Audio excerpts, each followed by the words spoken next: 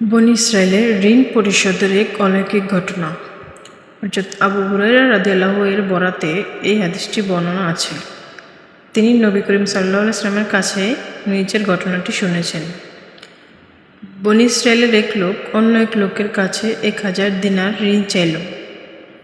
তখন সে ঋণদাতা বলল, কয়েকজন সাক্ষী আনো, আমি তাদের সাক্ষী রাখব। সে বলল, সাক্ষী হিসেবে আল্লাহই যথেষ্ট।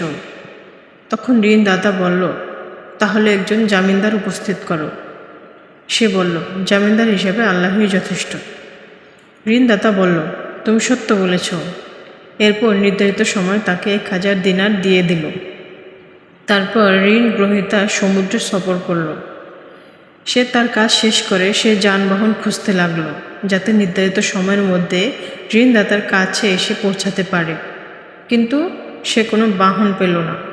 তখন সে টুকরো কাঠ নিয়ে তা ছিদ্র করে ঋণদাতার নামে একটি চিঠি এবং 1000 দিনার তার মধ্যে ভরে ছিদ্র বন্ধ করে সমুদ্রের তীরে এসে বলল, হে আল্লাহ, তুমি তো জানো আমি অমুকের কাছে 1000 দিনার ঋণ চাইলে সে আমার কাছে জামিনদার চেয়েছিল।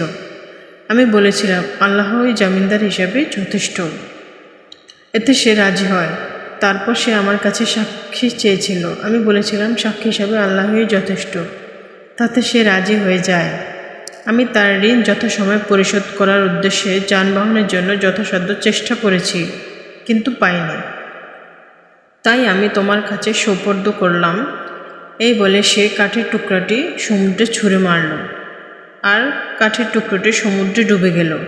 লোকটি ফিরে গিয়ে তার শহরে যাওয়ার জন্য যানবাহন খুঁজতে লাগলো। এদিকে ঋণ গ্রহীতা কোনো নৌজাহান করে মাল আসে কিনা সে আশায় ঋণদাতাটি সেই সমুদ্রে গেল। তার চোখ কাঠের টুকরোটি পড়ল, যার ভিতরে ছিল দিনার। সে কাঠের টুকরোটি তার পরিবারের জ্বালানি হিসেবে বাড়ি নিয়ে গেল। কাঠটি ছেঁড়ার পর সে দিনার আর চিঠিটি পেয়ে গেল। কিছুদিন পর ঋণ গ্রহীতা 1000 দিনার নিয়ে এসে হাজির হলো। বলল, আল্লাহর কসম, আমি আপনার দিনার যথাসময়ে পৌঁছে দেওয়ার জন্য যানবাহনের খোঁজে ছিলাম, কিন্তু আমি এই যে এখন নৌজাহানে করে এলাম, তার আগে আর কোনো নৌজাহান পাইনি। ঋণদাতা বলল, তুমি কি আমার কাছে কিছু পাঠিয়েছিলে? ঋণ গ্রহীতা বলল, আমি তো তোমাকে বললাম এর আগে আর কোনো নৌজাহান পাইনি।